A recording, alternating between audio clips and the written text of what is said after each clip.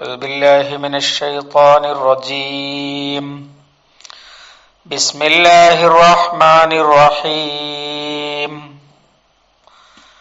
قل إن تخفوا ما في صدوركم أو تبدوه يعلمه الله ويعلم ما في السماوات وما في الأرض والله على كل شيء قدير.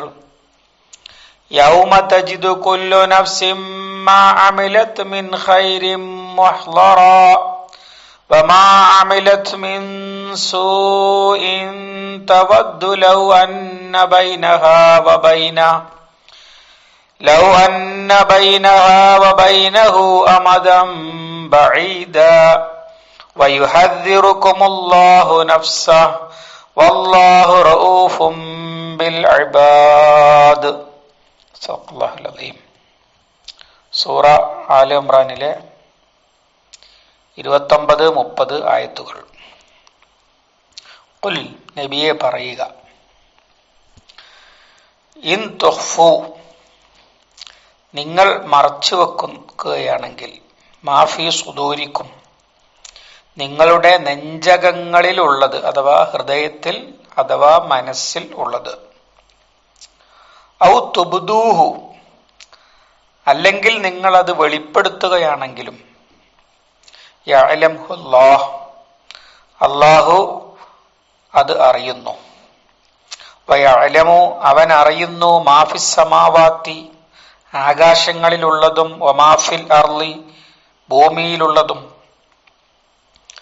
വല്ലാഹു അലാ കുല്ലി ഷൈഇൻ ഖദീർ, അല്ലാഹു എല്ലാറ്റിനും കഴിവുള്ളവനത്രേ.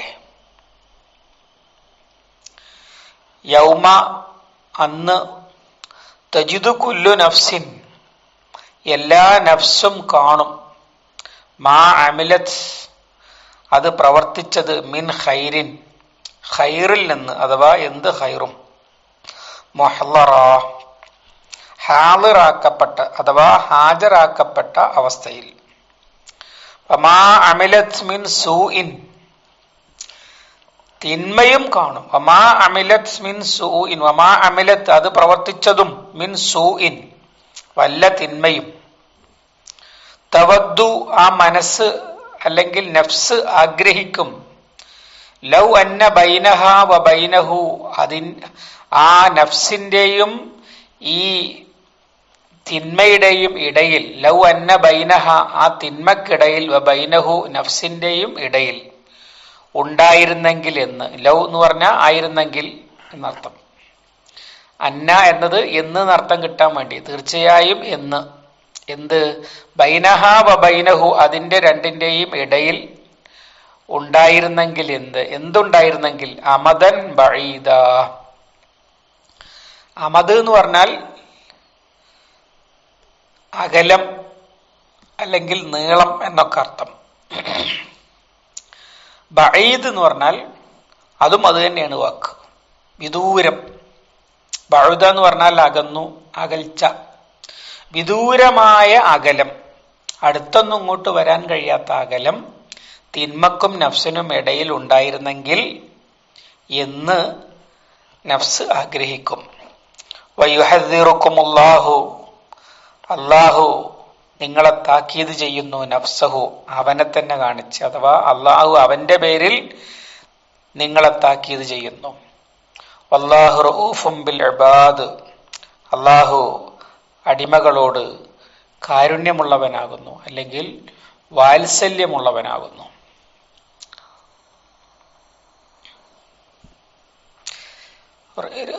റൂഫത്ത് എന്ന് പറഞ്ഞാൽ കാരുണ്യം, വാത്സല്യം, ദയ, ഈ അർത്ഥത്തിലൊക്കെ വരുന്ന വാക്കാണ്.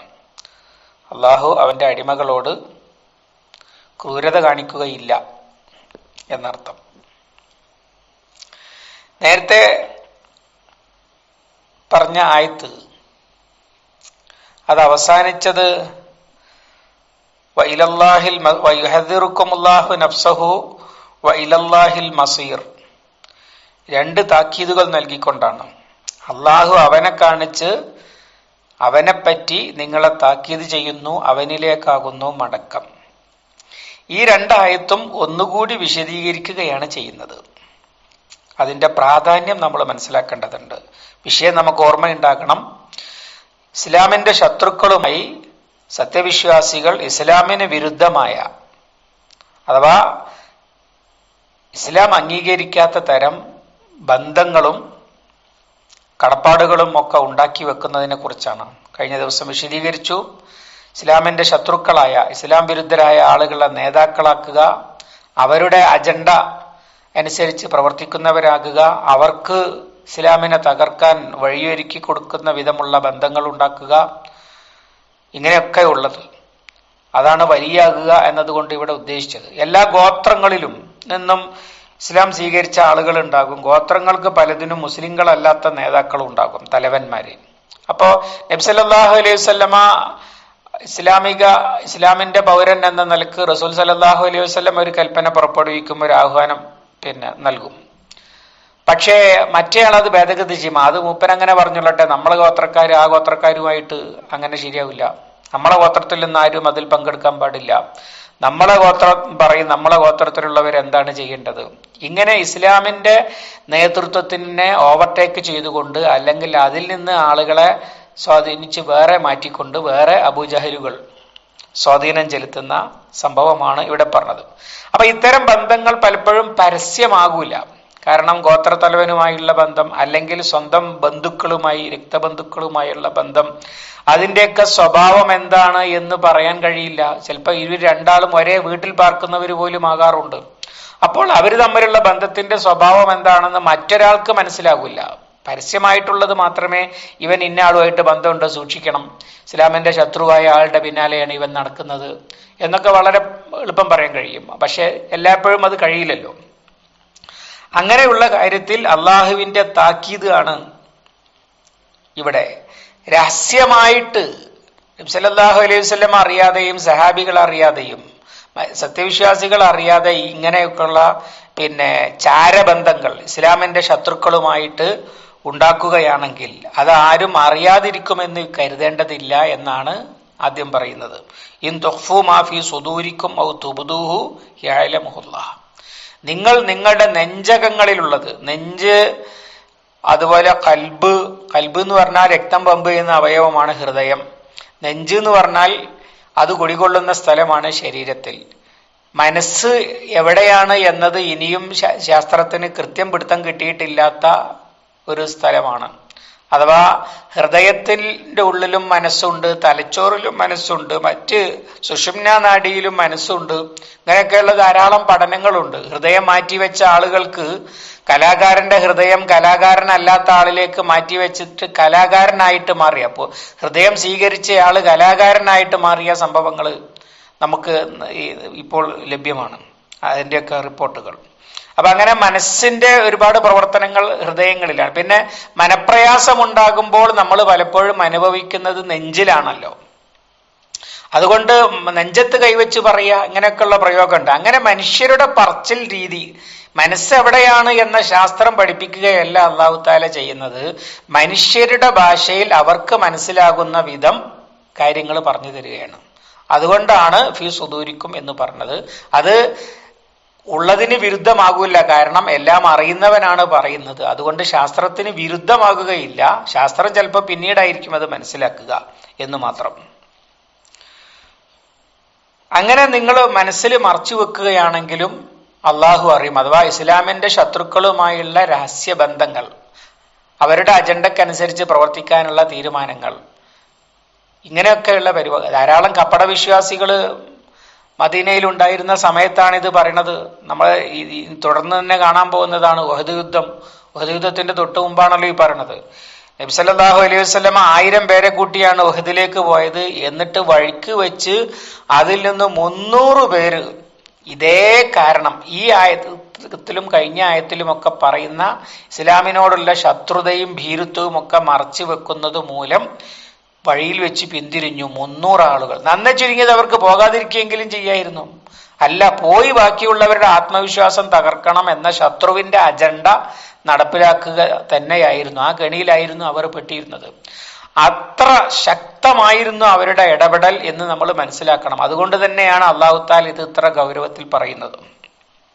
നിങ്ങൾ മനസ്സിൽ മറച്ചു വെക്കുന്നത് അറിയും. കാരണം എന്താണ്? നിങ്ങൾക്കറിയാലോ, യഅലമു മാ ഫിസ് സമാവാതി വമാ ഫിൽ അർദ്, ആകാശഭൂമികളിലുള്ളത് മുഴുവൻ അറിയുന്നവനാണ് അള്ളാഹു. ആ അള്ളാഹു പിന്നെ നിങ്ങളുടെ മനസ്സിലുള്ള ഒരു കൊച്ചു കാര്യം അറിയാതിരിക്കുക എന്ന് പറഞ്ഞത് നടക്കുന്ന കാര്യമല്ലല്ലോ.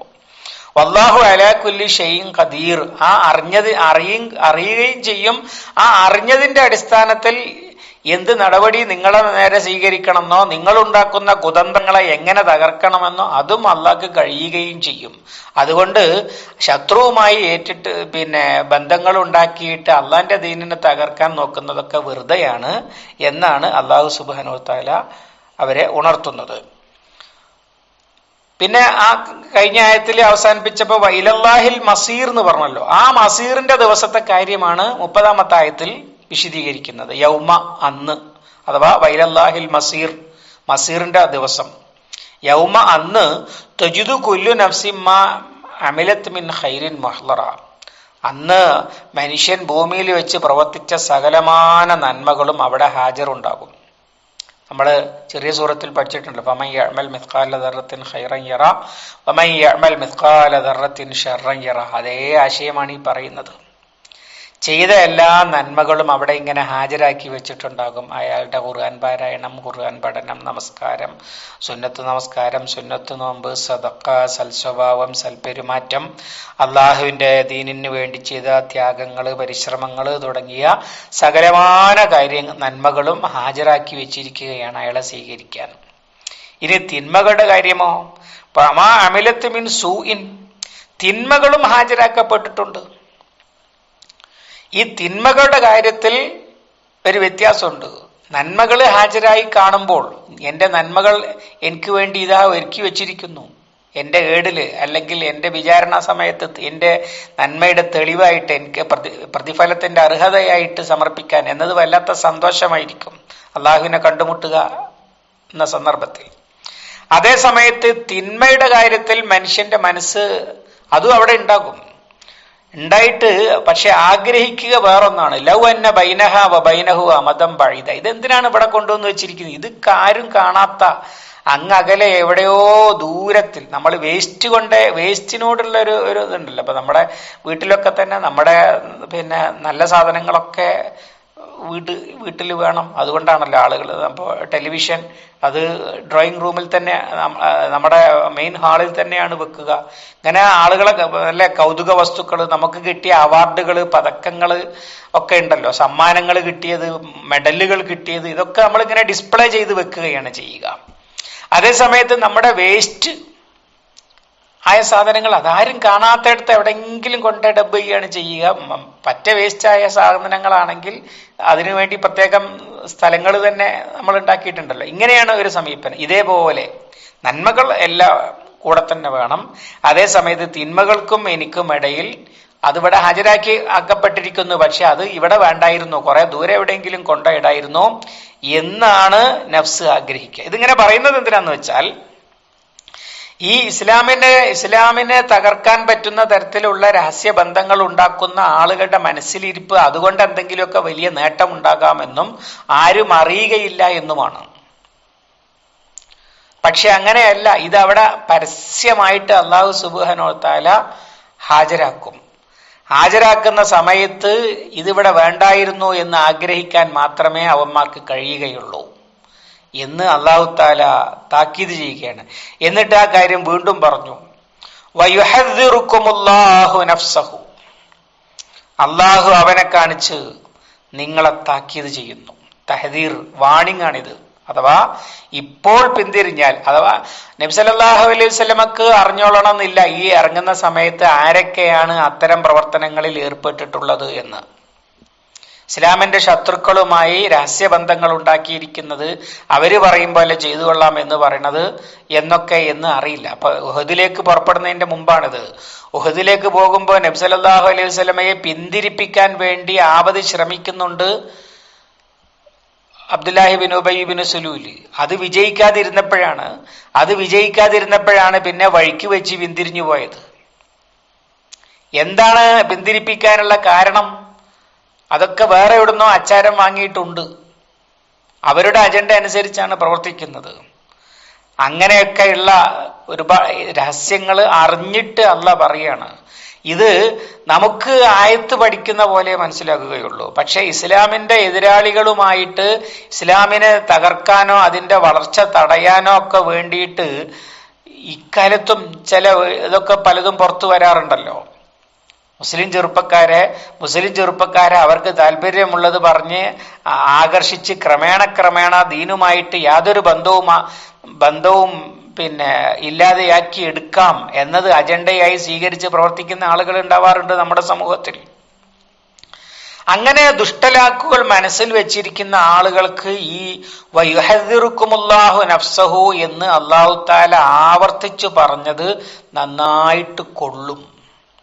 കാരണം മറ്റേ കിണ്ണം കെട്ടവനെ തോളിൽ നോക്കിയാൽ അറിയാന്ന് പറഞ്ഞപ്പോ അവൻ തോളിൽ തടവിയൊരു കഥയുണ്ടല്ലോ. എന്നതുപോലെ എന്നെയാണ് ഈ താക്കീത് ചെയ്യുന്നത് എന്ന് ഇസ്ലാമിന്റെ ശത്രുക്കളെ നേതാക്കളായി സ്വീകരിച്ചവർക്ക് ശരിക്ക് യേശും. ബാക്കിയുള്ളവർക്ക് അത് മനസ്സിലാവില്ല. വിശ്വാസികൾക്ക് അത് അത്ര വേഗം തിരിയില്ല. എന്തിനാണ് അള്ള ഇങ്ങനെ താക്കീത് ആവർത്തിച്ച് പറഞ്ഞുകൊണ്ടിരിക്കുന്നത്? അള്ള അറിഞ്ഞിട്ട് പറയുകയാണ്. മനസ്സിലുള്ളതുകൾ, ആളുകളുടെ മനസ്സിലിരിപ്പുകൾ അറിഞ്ഞിട്ട് അള്ള പറയാണ് വയുഹദ്ദിറുക്കുമുല്ലാഹു നഫ്സഹു. ആവർത്തിച്ച് താക്കീത് ചെയ്യുന്നു. എന്തിനാണ് ഈ താക്കീത്? വല്ലാഹു റഊഫും ബിൽ ഇബാദ്. ഇത് ദയ കൊണ്ടുള്ള താക്കീതാണ്. അഥവാ അള്ളാഹുവിന്റെ ദീനിനെ തുരങ്കം വെക്കാൻ വേണ്ടി ആരോ ഒന്ന് വിചാരിക്കുമ്പോൾക്ക് തന്നെ അയാളെ വേണമെങ്കിൽ അങ്ങ് ഡിലീറ്റ് ചെയ്ത് കളയാൻ അല്ലാഹു തആലക്ക് കഴിയാഞ്ഞിട്ടല്ല. അത് ആദ്യം പറഞ്ഞു വല്ലാഹു അലാ കുല്ലി ഷൈഇൻ ഖദീർ. പക്ഷേ എന്തുകൊണ്ട് താക്കീത് നൽകുന്നു? ശക്തമായി താക്കീത് നൽകിയിട്ട് അവർ പിന്തിരിയുകയും തിരുത്തുകയുമാണെങ്കിൽ. അങ്ങനെ മുനാഫിക്കുകൾ ഒരുപാട് പേര് സംഗതി തുറന്നു പറഞ്ഞ് തിരുത്തിയ സംഭവങ്ങൾ മദീനയിൽ തന്നെ ഉണ്ടായിട്ടുണ്ട്. പലരും നബിയെ ഉള്ള കാര്യം സത്യം തുറന്നു പറഞ്ഞ് ഞാൻ കാണിച്ചിരുന്നതെന്ന് തുറന്നു പറഞ്ഞ് തൗബ ചെയ്ത് തിരുത്തിയ സംഭവങ്ങൾ ഉണ്ടായിട്ടുണ്ട്. സൂറത്തുൽ തൗബയുടെ ഒക്കെ പരാമർശങ്ങൾ അത് വരുന്നുണ്ട്. അങ്ങനെ തിരുത്തുകയാണെങ്കിൽ അതാണല്ലോ നല്ലത്. തിരുത്താനൊരു അവസരം കൊടുക്കാതെ ശിക്ഷിക്കുന്നതിനേക്കാൾ നല്ലത് അവരെ താക്കീത് ചെയ്ത് ഇതൊക്കെ അള്ളാഹു അറിയുന്നുണ്ട് എന്ന് ഓർമ്മപ്പെടുത്തി പരലോകത്ത് ഇതായിരിക്കും നിങ്ങളുടെ സ്ഥിതി എന്ന് ഓർമ്മിപ്പിച്ച് ഇങ്ങനെയൊക്കെ അവസരം കൊടുക്കുന്നത് അള്ളാഹു ജനങ്ങളോട്, അവന്റെ അടിമകളോട് കാരുണ്യവും ദയയും വാത്സല്യവും ഒക്കെ ഉള്ളവനായതുകൊണ്ടാണ് എന്ന് സൂചിപ്പിക്കുകയാണ് വല്ലാഹു റഊഫും ബിൽ ഇബാദ് എന്ന് പറയുന്നത്. അള്ളാഹു സുബ്ഹാനഹു വ തആല അവന്റെ താക്കീതിനിരയാകുന്ന നിർഭാഗ്യവാന്മാരിൽ നിന്ന് നമ്മെ കാത്തുരക്ഷിക്കുമാറാവട്ടെ. ഇസ്ലാമിന്റെ ശത്രുക്കളുടെ കുതന്ത്രങ്ങളിൽ നിന്ന് ഇസ്ലാമിക സമൂഹത്തെ അള്ളാഹു കാത്തുരക്ഷിക്കുമാറാവട്ടെ. اللهم علمنا ما ينفعنا وانفعنا بما علمتنا ربنا زدنا علما وفهما ودقة ونظرا اللهم اجعل القرآن ربيع قلوبنا ونور صدورنا وجلاء حزننا وذهاب همنا وغمنا ربنا تقبل منا إنك أنت السميع العليم وتب علينا إنك أنت التواب الرحيم واغفر لنا يا غافر المذنبين وصلى الله على محمد وعلى آله وصحبه وسلم والحمد لله رب العالمين.